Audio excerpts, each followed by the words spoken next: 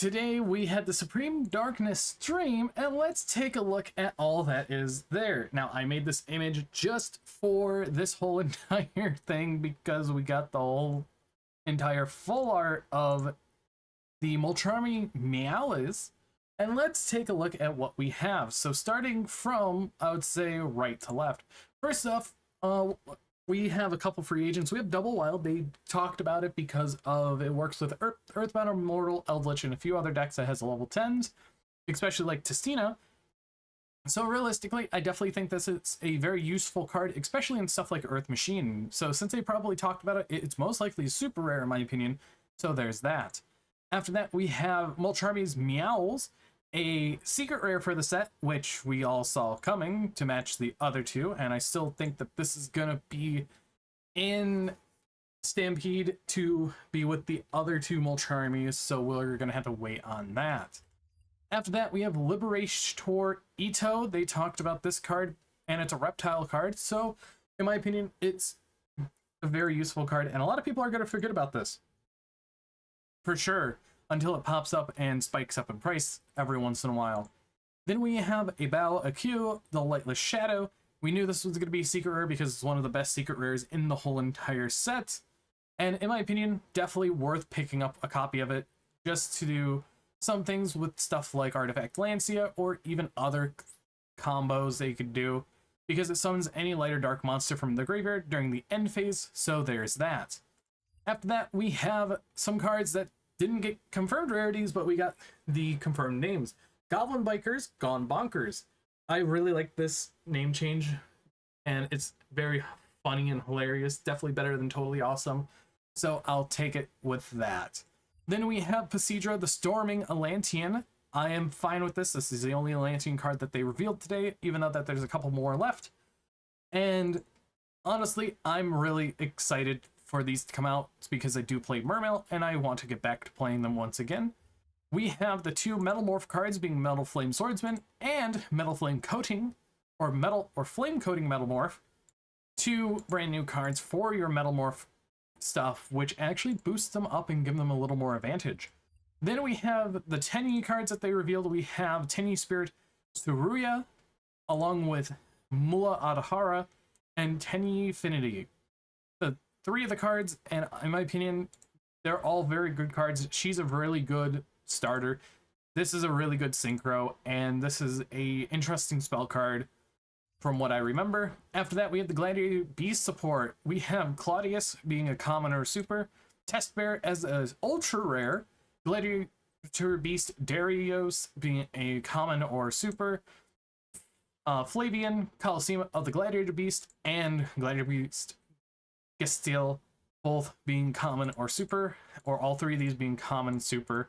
So 4 common or super and an ultra rare for you all. Afterwards, we have the Argo Star stuff, one being Argo Star Glorious Adria. She's a sneak peek promo, which we've seen in before, and is also a secret rare in the set with Argo Star Lightning Tide? I think that's how you pronounce it, but I'm not too sure. But in my opinion, Argo Stars are alright. They're really for fun, and that's pretty much it. And now we have a lot of the hero stuff, and we have the Mitsurugi cards. So let's take a look at the hero stuff first. We have Neos Lord being an ultra rare. We have Dark Contact, Evil Hero Toxic Bubble, Evil Hero Dead End Prison. This was changed from Doom Prison. I really like the name better here. Then we also have Evil Hero Inferno Wing Backfire. And let's get into the new cards for the Mitsurugi. These are the brand new TCG World Premiere cards for the new deck, and it is a Ritual Reptile deck, so Reptile right off the bat. I am very excited for this. So let's take a look and let's talk about them. First up, we have Mitsurugi no Mikoto Kusanagi, a dark level 4 reptile effect with 1600 attack and 400 defense. If this card is normal or special summoned, or if this card is tributed, you can target one Mitsurugi card in your graveyard or banishment except Mitsurugi no Mikoto Kusanagi, add it to your hand. If another reptile monster you control will be destroyed by battle or card effect, you contribute this card instead. You can only use each effect of Mitsurugi no Mikoto Kusanagi once per turn. Being able to target a Mitsuguri card in your graveyard of banishment to add it back to your hand is really good. This is definitely going to be a 2 of, maybe 1 of. But let's get to Mitsuguri no Mikoto Saji, being the dark level 4 reptile with 1000 attack and 1700 defense. If this card is normal or special summoned, or if this card is tributed, you can add 1 Mitsuguri spell or trap card from your deck to your hand. And if another reptile monster you control would be destroyed by battle or card effect, you could tribute this card, and you can only use each effect. So they both share that same effect. Being able to add any of your spells or trap cards is really good, especially getting your quick play spell or your ritual spell. So overall, definitely solid 2 monsters, and you can also go into King of the Feral Imps with these 2, or if you really want to, Bagusko it as well. After that, we have Ame no Murakumo no Mitsuguri. That is interesting. This is literally all...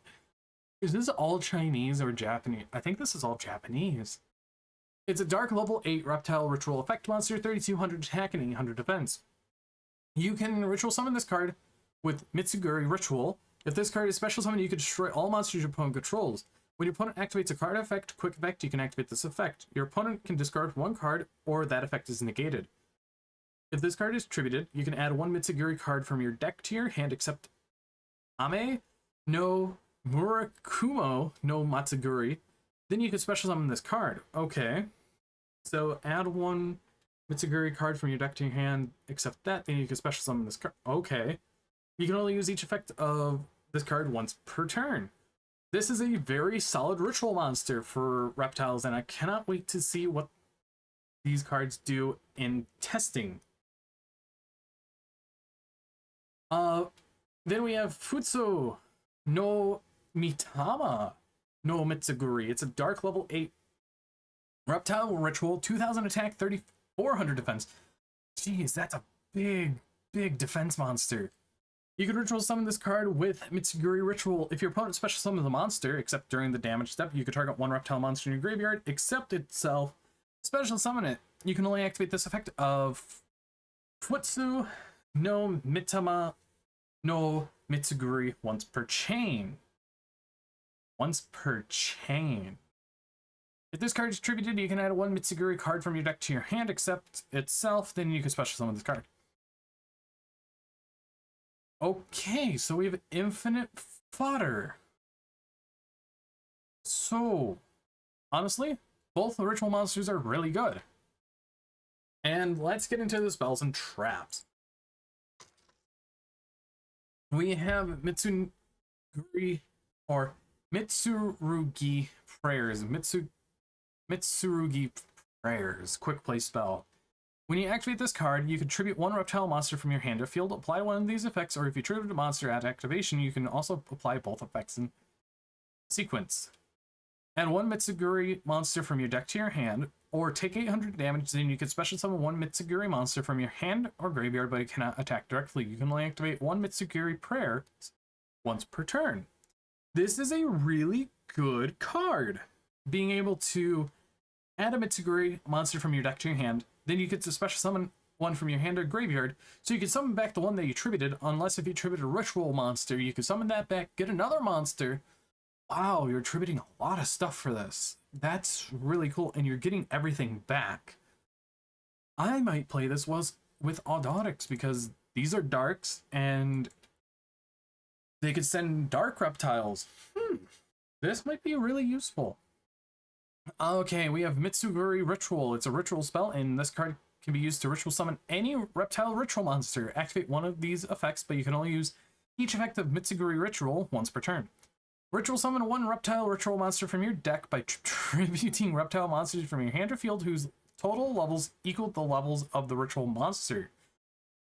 Okay, ritual summon 1 reptile ritual monster from your hand by tributing up to 2 reptile monsters from your hand, deck, or field whose total level equals to the... So you're just ritual summoning from deck. So you're summoning 1 from deck by tributing monsters from your hand or field, or you're ritual summoning 1 from hand by tributing from hand, deck, or field. Okay. That's very interesting. Next up, we have Mitsuguri Purification. It is when your opponent activates a card effect Tribute 1 level 5 or higher reptile monster, negate the effect, and if you do, destroy that card. You can banish this card from your graveyard, then target 1 reptile monster in your graveyard, special summon it, and if you do, tribute 1 other monster you control. You can only use 1 Mitsurugi Great Purification effect per turn, and only once that turn. The trap's alright, it's a 1-of. You're definitely going to search it for your end of the turn play, but realistically, the stars of the shows are the 2 ritual monsters and also Saji.